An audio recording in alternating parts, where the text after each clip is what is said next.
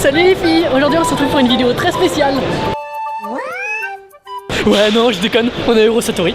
Donc Eurosatory c'est un musée international de la défense, c'est l'un des plus grands au monde. Donc comme vous pouvez le voir, il y a des tanks, des véhicules blindés, des armes à feu, ce sont des vrais évidemment. Après ça parle également de comment vivre en campagne, campagne militaire évidemment, les camions de pompiers, les camions de policiers, les bateaux militaires, les drones, les missiles, il y a masse de trucs, ça va être une tuerie cette vidéo les gens. Ah et j'ai oublié un détail, cette vidéo est réellement exceptionnelle. Mon accréditation elle est tout simplement hors norme et incroyable. C'est quelque chose que je n'aurai pas tous les jours, donc je vous invite vraiment à vous abonner directement là tout de suite, à la partager à un masse de monde, de le dire, de venir, de la liker, de la commenter, parce que là j'ai vraiment énormément besoin de vous. C'est une vidéo hors du commun, vraiment.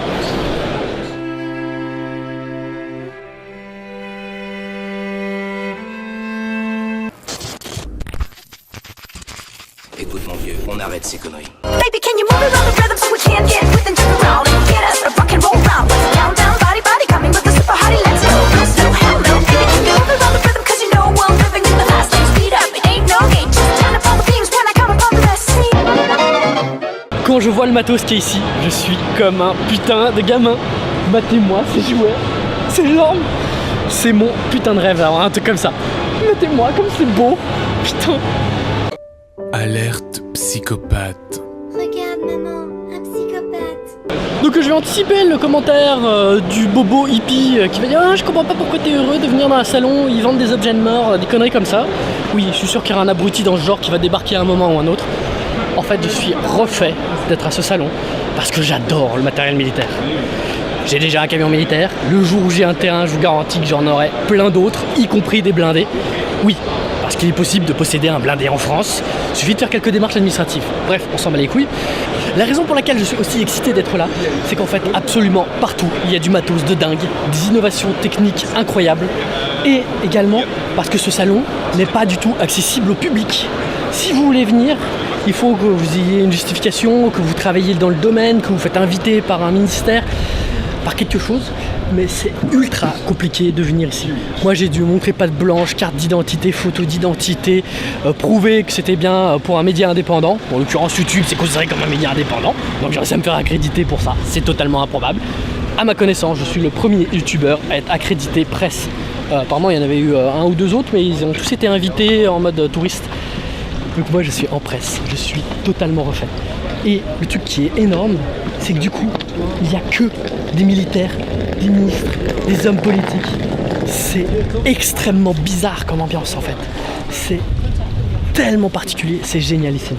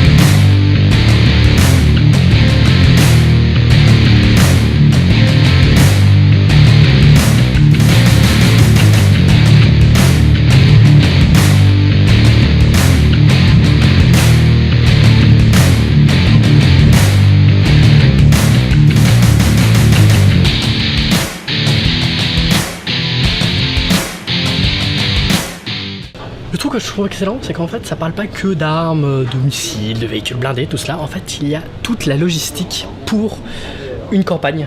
Donc là par exemple nous avons une buanderie mobile, donc avec la machine à laver, le sèche-linge.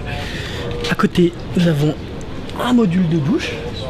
C'est tout à fait génial de voir en fait, c'est tout le matériel que les militaires utilisent normalement, que nous civils nous ne voyons pas du tout. Et c'est vraiment tout le cycle de vie. Je dirais que facilement à 75-80%, le salon parle de matériel militaire. Mais après, il y a également des véhicules pour les pompiers, des véhicules pour la police, des forces d'intervention, des véhicules blindés pour les diplomates.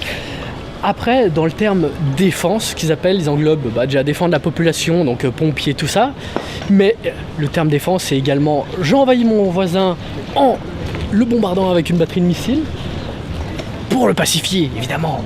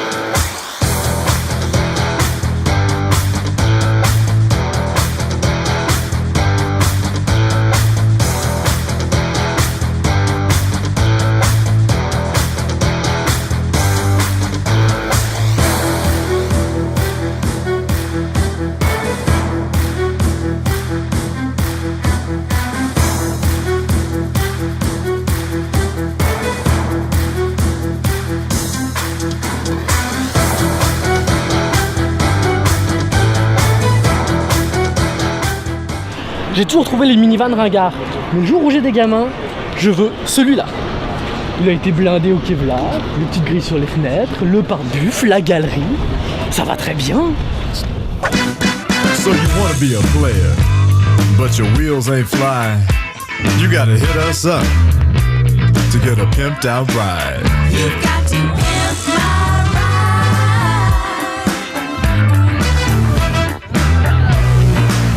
Damn right. You've got to pimp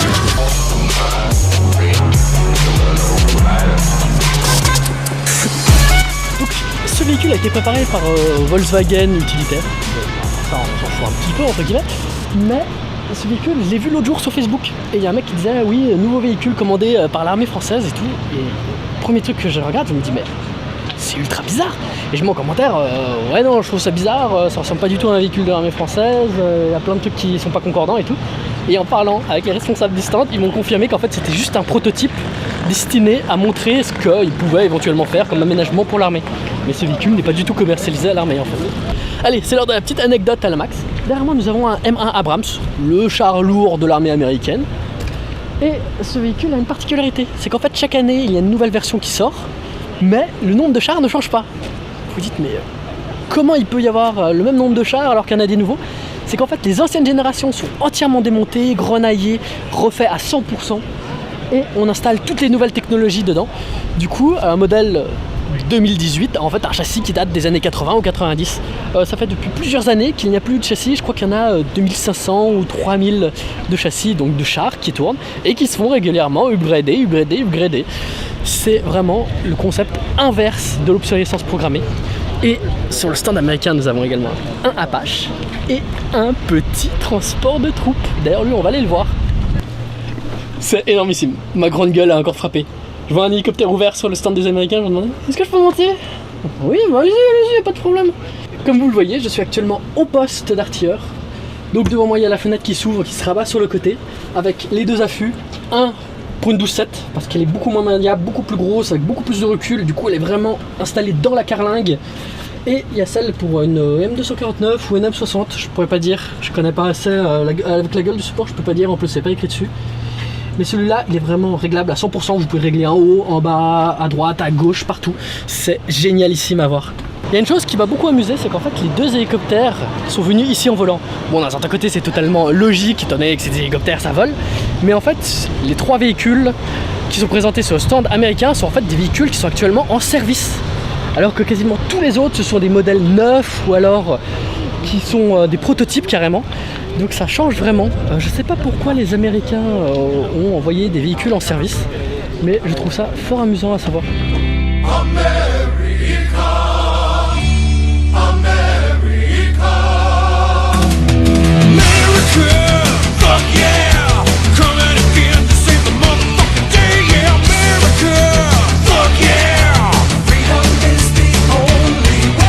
Terrorist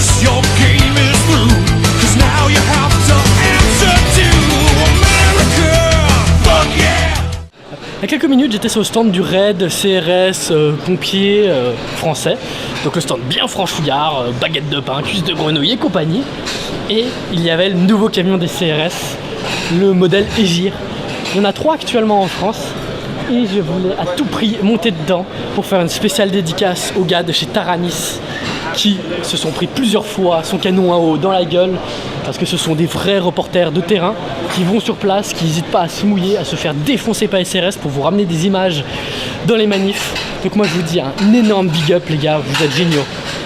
Et du coup je vais vous donner quelques petites informations que je vous ai filmées sur place. En fait l'Egir a 2 canons à eau munis de caméras avec 2 opérateurs à l'arrière. À l'avant, il y a un pilote et un chef de bord qui décide ce qui est fait, ce qui n'est pas fait. Le camion a la possibilité d'envoyer de l'eau à haute pression, à plus de 30 mètres, avec une précision redoutable. Donc autant dire que les manifs, ils te les allument comme si c'était rien du tout. Ils ont également la possibilité de mélanger avec de l'émulsifiant pour éteindre les incendies. Il est assez polyvalent. Et je vous ai eu la petite information qui n'avait pas fuité durant le reportage qui parlait de ce véhicule, c'est qu'en fait, l'Egir a un système de nettoyage des vitres de la cabine pour qu'il puisse continuer à avancer. Et ce système de nettoyage des vitres fonctionne au White Spirit. Derrière moi, il y a un véhicule que j'adore. Bon, c'est plus son utilité que j'adore.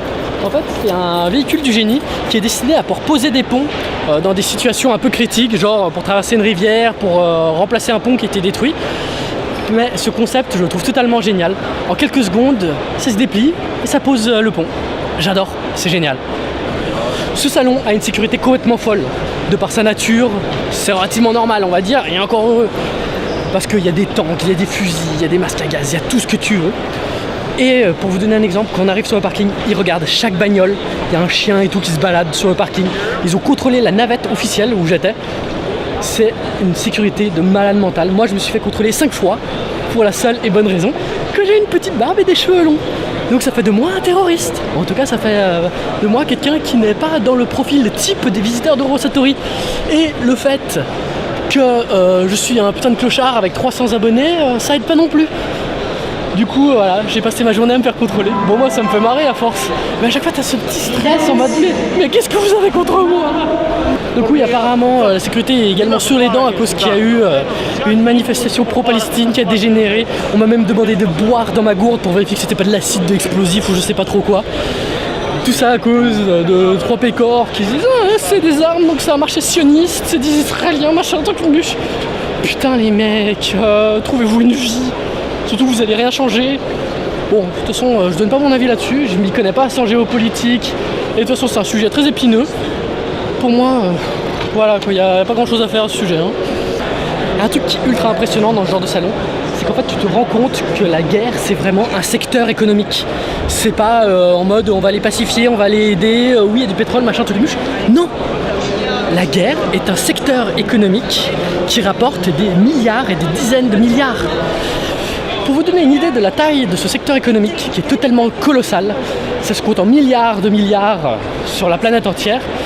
Avec ce budget, on aurait de quoi avoir des voitures volantes, aller sur Mars, éradiquer la faim, tout ça en une seule année, avec le budget. Et pour vous donner un petit point de comparaison, pour que vous vous rendiez compte, le budget de la recherche militaire spatiale aux États-Unis est 10 fois supérieur au budget de la NASA.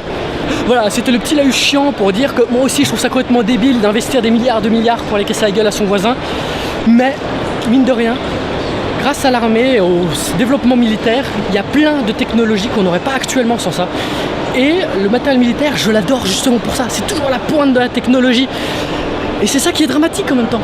Le fait d'aller niquer la gueule à son voisin, c'est toujours la pointe de la technologie. Qu'est-ce que tu veux rajouter quoi?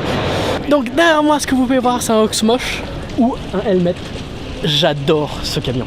C'est vraiment l'un de mes camions préférés. En plus là, il est en version semi-remorque. Bon, avec une petite batterie de missile, mais avec une petite cellule aménagée, ce serait un truc qui serait tellement bien. C'est juste l'un de mes camions préférés.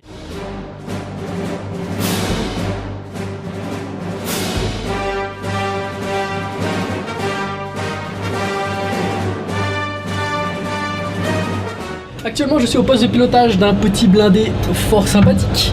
Bon, c'est un petit transport de troupes amphibie avec une grosse tourelle. J'ai une chose à dire, c'est une dinguerie. Je suis refait, je suis comme un gamin dans un magasin de jouets. Mais il y a une chose que je remarque, et ça n'a pas changé depuis des dizaines d'années, c'est que le poste de pilotage est tout petit. Tu fais 1m90, t'es dans la merde, je vous le dis moi. Les véhicules blindés, peu importe leur modernité, j'ai toujours l'impression qu'ils sont trop petits au poste de pilotage. Bon là j'ai de la place parce que je suis pas super grand non plus, mais tu fous un grand gaillard de 2 mètres, je te garantis qu'il passe pas. Je ne sais pas du tout si mon niveau d'excitation se voit sur cette vidéo, mais là actuellement je suis excité comme un gamin dans un magasin de jouets, bordel. C'est une tuerie. Donc actuellement je suis dans un autre petit transport de troupes blindé fort sympathique, comme vous pouvez le voir. C'est une putain de péniche qui fait 10 mètres de long, qui est amphibie et tout. Il est génialissime. Bon par contre il y a beaucoup moins de place que dans l'autre. Les gars parlent pas anglais, du coup j'ai un petit peu de peine à leur demander des renseignements sur leur véhicule. Mais regardez-moi cette dinguerie! Je pense que les images doivent être dégueulasses, mais c'est pas grave. Ouais Jean, c'est la fin de la première journée du plus grand salon mondial de la défense. C'était incroyable. Mais c'est tellement grand putain! Je ne sais pas où je suis, ça fait 10 minutes que je cherche la sortie. Il y a tout le monde qui est en train de se barrer, les stands sont en train de se vider. Moi je suis en train de chercher le vestiaire comme un mongolien pour pouvoir récupérer mes affaires. Le truc était immense, ça faisait 3 halls entiers du parc d'exposition de la Villette. C'était immense. Et ça le faisait encore pendant 3 jours. En tout cas moi, je me suis amusé comme un gamin à faire cette vidéo. Parce que j'ai vu des trucs que j'avais vu que en photo. J'avais déjà tiré avec une arme, mais là j'ai pu toucher un Barrett, un calibre 50, un putain de sniper de fou, des armes prototypes, j'ai pu monter dans des camions dans ce genre. C'est totalement fou. Cette vidéo était incroyable pour moi, donc j'espère vraiment que vous la kifferez. En tout cas, laissez-moi votre avis, un petit like, un commentaire, abonnez-vous, partagez-la un max si vous voulez m'aider. En tout cas, je veux que cette vidéo déchire tout, je veux vraiment qu'elle fasse le tour des internets, parce que c'était inédit pour un youtubeur de venir à ce salon. Voilà, que demander de plus? Donc merci beaucoup d'avoir vu cette vidéo, et à plus les gens.